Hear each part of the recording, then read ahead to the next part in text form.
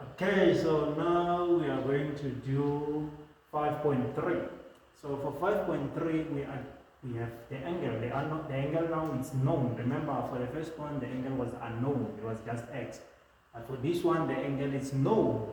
So we are given that sine 36. Now the angle is known to be 36 equals square root of 1 minus p squared. Remember that if it's just okay, sine is opposite over hypotenuse, don't forget that. And then what is our hypotenuse for this question? Remember, you can just divide by 1 and it's going to remain the same. So that means here for this one, our hypotenuse is just going to be 1. So that means our opposite, remember that opposite is y, so it's going to be square root of 1 minus p squared. Remember, you must find x, y, and r. You have to do that all the time when you start with this question. So now we're going to have our hypotenuse, which is our r. So that's why now we have our missing variable, which is our x. So now we're going to solve for that missing variable. So how do we solve that? Pythagoras. Simple as that.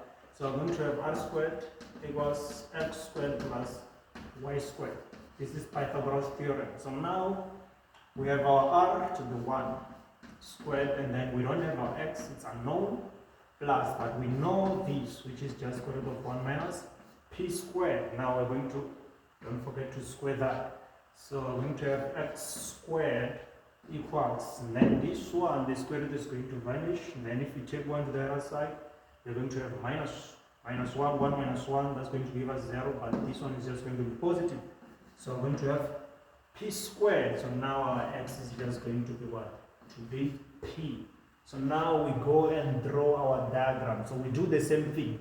So we are going to draw a diagram. So okay, by drawing a diagram, we don't have to draw a class diagram here because we are not given the range or we are not given the domain. So for this one, we're just going to do it.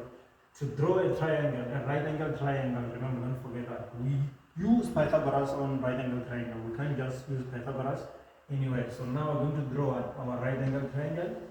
So by drawing our right angle triangle, our hypotenuse is a 1, then our y, so it's our vertical line, that's going to be square root of 1 minus p squared, then our x just going to be p, then our angle, don't forget that our angle is 36 degrees, it's opposite to what? It's opposite to square root of 1 minus p squared.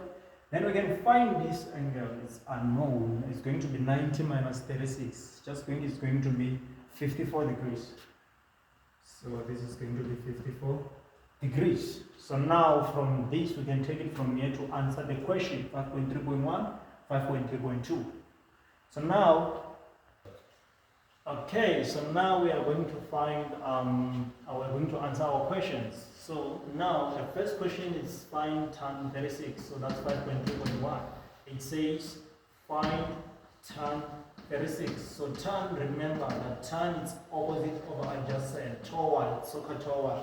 So we go back to our diagram here. So we are going to look for opposite and we're going to look for adjacent. Opposite is the one that is opposite to our angle, which was 36 as you can see. So that's square root of what? Of 1 minus p squared.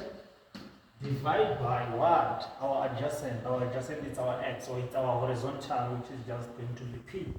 So this is our final answer. Remember that the question said you should determine each in terms of p. So you are fine here, you are that. So now 5.3.2, it says cos 108 degrees. So now for this angle, we don't have that angle there on our diagram, but there is something that we can do. So remember, you have to reduce your angle until you get the required angles, until you get the angles that you have on your diagram. So how do we reduce? Remember, we say reduction plus or minus special angle. So now for this one, we do have a reduction. We have 270, we have 180, we have 360. Now, so we need to find the specific one to use. So now, as you can see, for this one, I'm just going to go straight to a reduction which is 180 degrees. But there is no special angle that can give me one. 36 or 54. But there is something interesting about this one. So you can say cos 180 degrees. You can think of any angle that can subtract. That can subtract with 180 and give you 108 degrees. That's going to be 72 degrees. So you can say 72 degrees. Now you have cos 180 minus 72, that takes you back to 108 degrees. But there is something here, as you can see. It's 180 minus. 180 minus is on quadrant number what? Number 2. And quadrant number 2, only sign is positive there. So that means cos is negative. So you're going to have negative cos 72 degrees. Why did I come up with a 72 degrees? Because 72 degrees, it's 2 multiplied by 36 degrees. Can take us back to what? To 72 degrees. So that's going to be a double angle identity.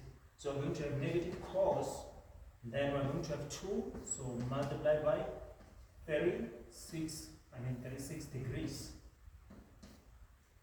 This is actually a double angle identity. You can think, so we have a couple of them for cos. So for example, let's say we have, I'm going to give an example with cos 2.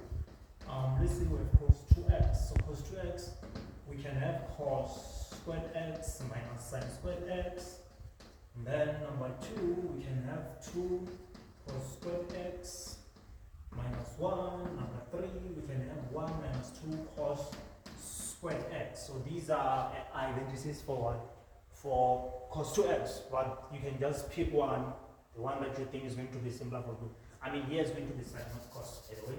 So this is sine squared x. So you can just pick anyone that you want.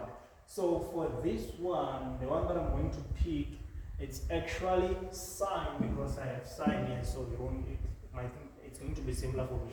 So I'm just going to pick the last one, which is, so don't forget the negative, by the way. So we're going to have negative, then you substitute, it's going to be 1 minus 2 sine. Now your angle, remember, now we are no longer dealing with this, so we are dealing with the angle, which is 36 degrees. So 36 degrees as it is, so don't forget to square 1 minus sine squared there. 1 minus 2 sine squared.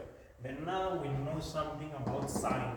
So we know that sine is 36, I mean sine 36 is square root of 1 minus p.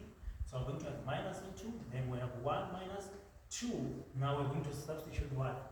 Our sine 36 degrees, which was square root of 1 minus p squared. Don't forget to square this, because this square, it means we have 2 sines multiplying each other. So you can just square that. Then you close your bracket. Then now you're going to find your answer. So here is going to be minus 1. Then here is going to be plus 2 multiplied by what? Multiplied by, this square root is going to cancel with the square. Then multiplied by 1 minus p squared.